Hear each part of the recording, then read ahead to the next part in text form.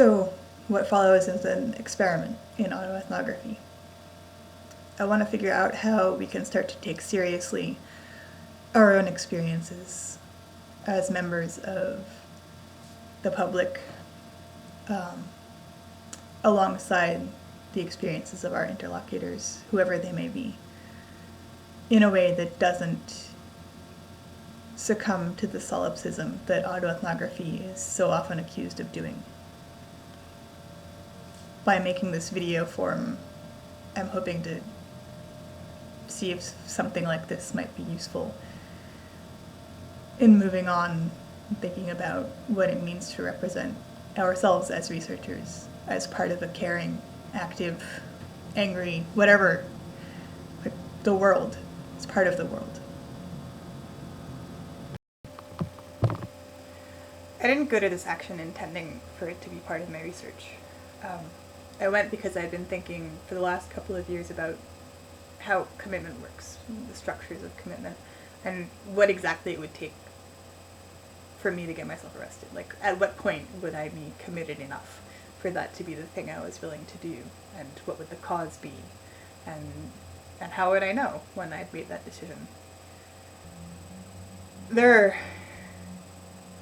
are a lot of reasons why the question of getting arrested is a central one for activists, obviously. I mean, getting arrested does stuff to you for the rest of your life, both for your abstract legal self, which you carry around with you in your wallet and in your record, and also to this internal experiencing self that might never relinquish the memories of plastic cuffs and the way you feel once you're in them, or the hotness of the police van, or the coldness of the cell, sleeplessness. And our bodies carry these things around with us for a really long time, if not for the rest of our lives. And by then we had advocated for ourselves enough so that we'd gotten more layers to put on over the dress-up clothes, sundresses and such, that we'd been asked to wear for the protest. Nina and a couple of other people could finally take off they had put saran wrap, the bologna sandwiches were wrapped in saran wrap, and they had put saran wrap over their limbs to keep some of the warmth in. So they could finally take that off once we got those warm layers. It wasn't actually that much warmer in Central Cell Block than it was in First District, but there was a bench to sit on, which was amazing. So Central Cell Block, even though they didn't have so arrest is kind of like the ultimate marker of the line, being on the line. How you know you're definitely on it for damn sure. There are other ways that we know that we're on the line. Our hearts pound and our mouths get dry and we have to whisper. Maybe people are doing things at night in secret.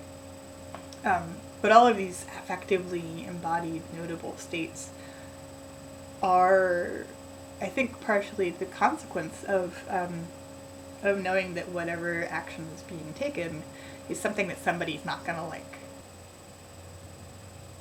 I had never before in my life, even through a decade and a half of meditation practices, I had never before found myself as present and as focused and as in my body as I was for those 3 days in jail with my fellow protesters. It was like my body had kicked into this high gear survival mode, and I had to be alert and focused and like make a space where we could feel safe within a space that was obviously a space of confinement.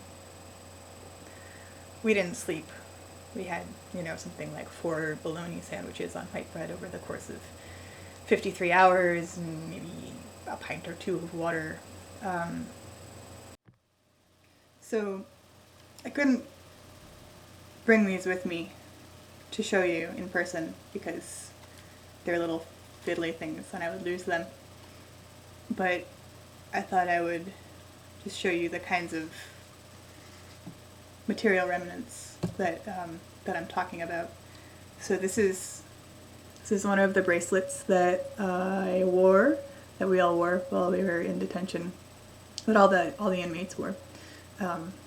This is the shirt that I had on when I got arrested, which I was never able to wear again, and which, incidentally, I tried to get rid of at a clothing swap recently, and made the mistake of telling the story of the last time I wore this shirt, and the woman who had picked it up apologized profusely and wasn't able to take the shirt. It's interesting, she apologized for not being able to take it after I had told this story. Like the shirt was carrying something with it. This is another bracelet. I was number 17 arrested. This bracelet came off pretty easily. It's made of it's a different material. This is a lot harder, and this is a lot squishier. This is like a fair bracelet, and we use these to mark our water cups once we got them. Put them around the bottom, set the cup on the floor. This is the material property sheet that they gave us. Got two. I had too much stuff. We use these for pillows. We call them our pillows, which is why it's kind of grease stained.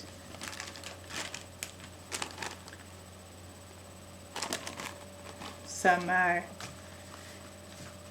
comfort from not having to put our face right on the sticky floor. This is a property slip they gave me. Your property will be available for pickup at this place, which was not the right place. This was not where they held the property, and this is actually, I think, not the correct phone number.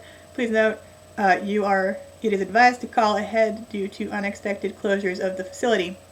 So, you don't know if you're going to get your stuff back. These are my chacos. I was wearing them. It's a good thing to know that a chaco makes a really effective pillow if you're in a pinch. I was stunned at how much more comfortable I was lying on the floor on my shoe than on my paper pillow. So just some material fragments of activist happenings. Somebody remarked kind of tongue-in-cheek that the decor could use some work. There were the bars, the cinder block cell was great, of course, but the bars were painted bright fire station red. And she just thought that was a poor choice. And someone else commented, slightly less tongue-in-cheek, that she was quite sure that if they changed the color scheme, it would make things feel less stressful for the women who were detained there day in and day out. She said, they say color has profound effects on the mind, and this red is just so violent. Another woman reminded us of the usefulness of our presence in this freezing detention cell whenever we start to sort of spiral down into self-pity. She said, our presence here is making a difference. We've put ourselves on the line for this cause, for this thing we really believe in. Us being here will not scare off other protesters like they think it will, like the police think it will. It'll mobilize them. We have to remember that we chose to be here, and this might not be what we expected, but the fact that we are here means we're pissing someone off, and that means we're making an impact. And speaking those words, she reframed suffering from a useless individual and banal thing into a story that takes all of our bodies and puts them on the line together in solidarity, wherever and whatever the line is, in order to remind us that this is part of building the kind of people that we want to be.